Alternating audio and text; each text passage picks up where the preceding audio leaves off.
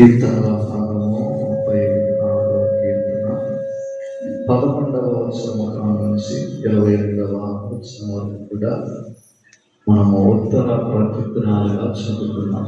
మరొక పర్యాయము రిఫరెన్స్ కీర్తనల భాగము 34వ కీర్తన 11వ వచనం నుంచి చివరి వచ్చిన 22వ వచనం వరకు కూడా మనం చదువుకున్న మొదటి వచనాన్ని నేను చదువుతాను.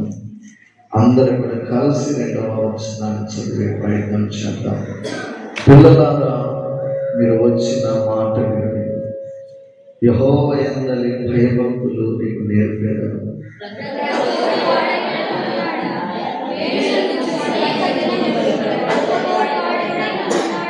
చెడ్డ మాటలు పలుకుతుంటే నీ నాలుకను, కపటమైన మాటలు పలుకుతుంటే నీ పెదవులను కాల్చుకొను.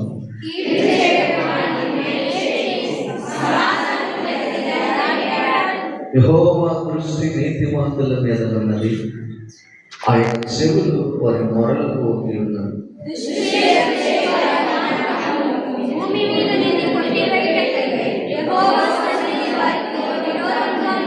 నీతిమంతులు మొరపెట్టుగా యెహోవా ఆలకించు, వారి శ్రమలన్నిటిలో నుండి వారిని విడిపించు.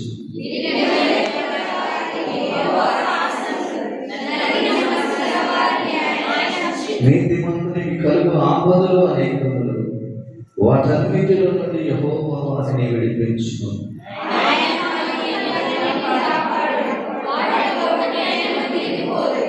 చివరి 2 వచనాలందరూ కూడా చదువుతాం. చెడుతనము భక్తిహీనులను సంహరించును, నీతిమంతుని ద్వేషించు వారు అపరాధులుగా ఎంచబడెదరు. యెహోవా సేవకుల ప్రాణమును విమోచించును, ఆయన శరణులొచ్చిన వారిలో ఎవరు అపరాధులుగా ఎంచబడరు. చాలని దేవుడి లేఖన భాగాన్ని చదివినట్టు మనలందరికీ కూడా దేవుడు దీవించును గాక. అందరూ ఇక్కడ కూర్చున్నాం.